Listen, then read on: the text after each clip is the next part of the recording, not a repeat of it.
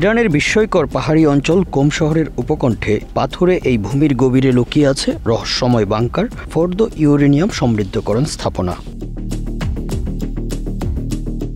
আন্তর্জাতিক রাজনীতির উত্তাল স্রোতে এই স্থাপনাটি একসময় হয়ে উঠেছিল উদ্বেগ, উত্তেজনা এবং সংঘাতের প্রতীক। এটি শুধু একটি কারখানা নয়, এটি এক রহস্যময় দুর্গ যা ইরানের পরমাণু কর্মসূচির সবচেয়ে গোপন ও সংবেদনশীল অংশ হিসাবে চিহ্নিত।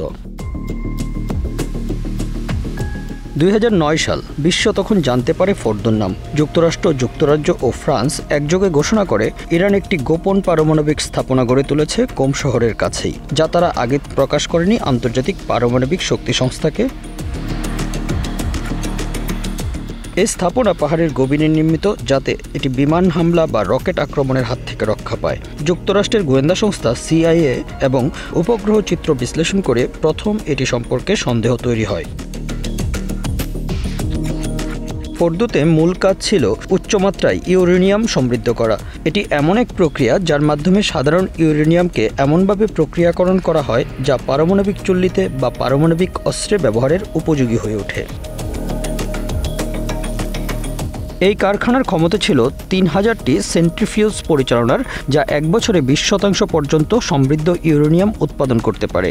যদিও এটি অস্ত্র তৈরি করার পর্যায়ে নয়, কিন্তু 20% হল অস্ত্র গঠনের দিকেই এক ধাপ এগিয়ে যাওয়া। বারাক ওবামা, নিকোলাস সার্কোজি এবং গর্ডন ব্রাউন এক মঞ্চে দাঁড়িয়ে ঘোষণা দেন, ইরান আন্তর্জাতিক নিয়ম ভঙ্গ করেছে।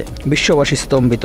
ইরান কেন এই প্রকল্প গোপন রেখেছে? তেহরান দাবি করে এটি শান্তিপূর্ণ উদ্দেশ্যে জ্বালানি উৎপাদনের জন্য, কিন্তু আন্তর্জাতিক সম্প্রদায়ের এ বিষয়ে আস্থা ছিল না। ইরানিরা বলেন পারমাণবিক শক্তি তাদের অধিকার। 1970 সালে পারমাণবিক অস্ত্র বিস্তার রোধ চুক্তি বা NPT আর আওতায় তারা বিদ্যুৎ উৎপাদনের জন্য পারমাণবিক কর্মসূচি চালাতে পারে, কিন্তু সমস্যা ছিল স্বচ্ছতা আর আস্থার অভাব। ফোর্দো যেন হয়ে উঠল এক প্রতীক ইরানের আত্মনির্ভরতার, আবার একই সাথে পশ্চিমা বিশ্বের জন্য শঙ্কার।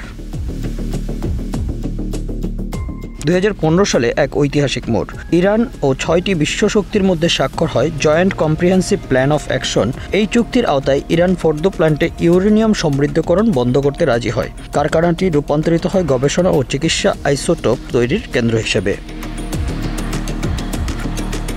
কিন্তু 2018 সালে আমেরিকার প্রেসিডেন্ট ডোনাল্ড ট্রাম্প চুক্তি থেকে বেরিয়ে যান। এর জবাবে ইরান ধীরে ধীরে পুনরায় ইউরেনিয়াম সমৃদ্ধকরণ শুরু করে। ফোর্দো আবার সক্রিয় হয়ে ওঠে।